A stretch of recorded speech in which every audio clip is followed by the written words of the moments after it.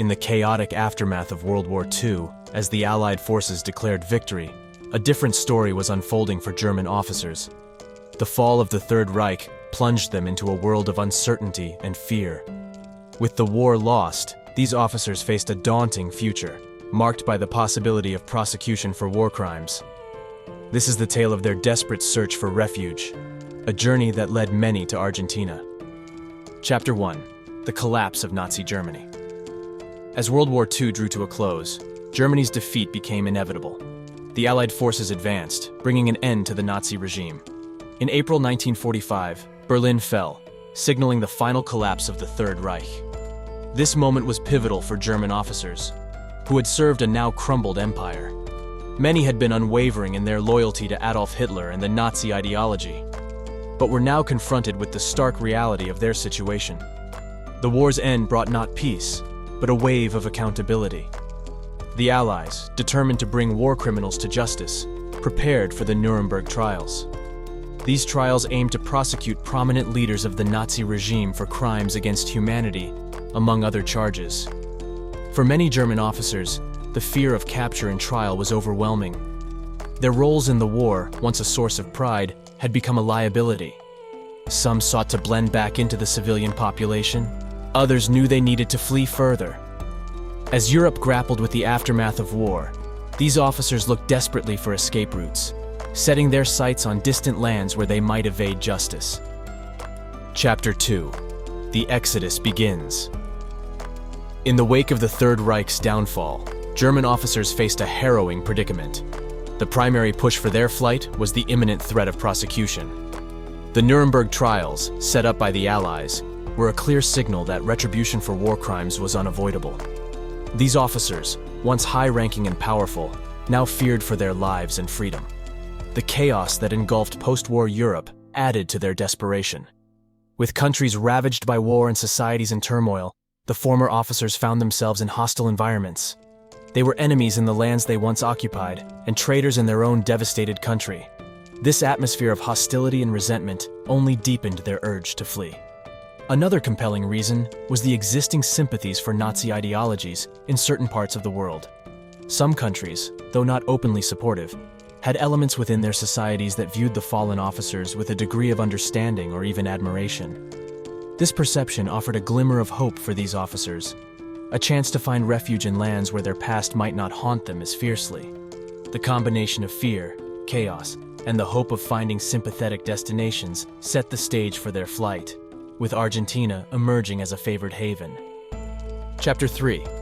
Argentina, a refuge far away.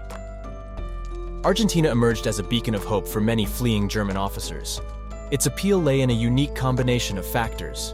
Firstly, the country was home to a significant German community, offering a familiar cultural landscape and language, easing the integration of these exiles. More crucially, Argentina's political climate under President Juan Perón was sympathetic to Axis powers. Perón, having maintained neutrality for much of the war, showed a degree of admiration for certain aspects of the Nazi regime. This political stance created an environment where German officers could hope for protection and even acceptance. The absence of extradition agreements with the Allied powers further enhanced Argentina's attractiveness as a haven. These officers, desperate to evade the reach of the Nuremberg trials, saw in Argentina a place where international law enforcement had limited power. This combination of cultural familiarity, political sympathy, and legal safety made Argentina not just a refuge, but a destination where these officers could hope to rebuild their lives, far from the ruins of post-war Europe in the shadow of their past actions. Chapter 4. The Journey to a New World. The escape to Argentina was neither straightforward nor easy for the German officers. It involved a complex web of routes and assistance, often facilitated by secretive networks and organizations. One such network was Odessa, rumored to have been established to aid Nazi officials in their escape. These groups provided crucial support, from forging documents to arranging transportation.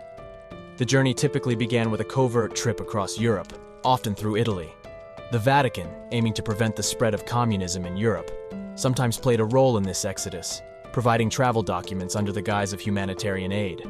From Italy, many officers boarded ships bound for South America, a voyage fraught with risks and uncertainty. Once in Argentina, These individuals often assumed new identities. With falsified documents and sometimes altered appearances, they blended into Argentine society. Some settled in communities with strong German roots, where their pasts were either unknown or ignored. Others ventured into more remote areas, seeking anonymity. Despite the challenges, Argentina offered these officers a chance at a new life, far from the ruins of the war and the justice they feared. In this distant land, they hoped to leave behind their notorious pasts and start afresh, hidden from the world's scrutiny. Chapter 5. Adapting to a New Life. Once in Argentina, the German officers faced the challenge of rebuilding their lives in a foreign land.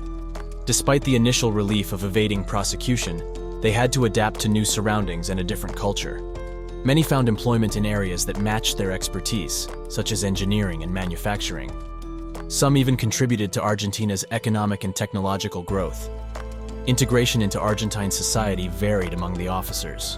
While some maintained a low profile, others became part of the German expatriate communities, where they could speak their language and maintain cultural practices. These communities often acted as support networks, providing a sense of familiarity and belonging. However, their past was never completely behind them. The global pursuit of Nazi war criminals meant that some, like Adolf Eichmann, were eventually captured and brought to justice. The presence of these officers in Argentina also had lasting implications on the country's politics and society, contributing to complex historical and moral questions about complicity and sanctuary for war criminals. Chapter 6. Echoes of the Past. The story of German officers fleeing to Argentina after World War II leaves us with profound questions about justice and the complexities of history. This episode is not just a footnote in the aftermath of the war. It reflects the broader struggles of a world trying to heal from unprecedented devastation and moral collapse. For the officers who escaped, Argentina offered a sanctuary, but it also represented a continuous evasion of accountability for their actions during the war. Their presence in Argentina, often under new identities, meant that many of their crimes remained unpunished, and the victims and their families were denied closure. This chapter of history also examines the role of countries like Argentina in providing refuge to individuals accused of heinous crimes.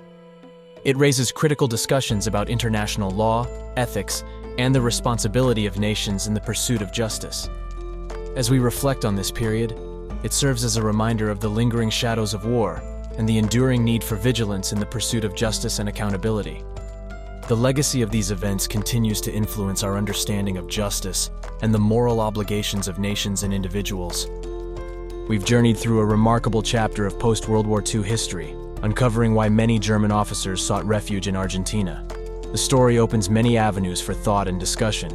Your insights and perspectives are valuable. Share your thoughts in the comments. And if this topic intrigued you, explore more through our related videos. Don't forget to like, share, and subscribe for more fascinating historical explorations.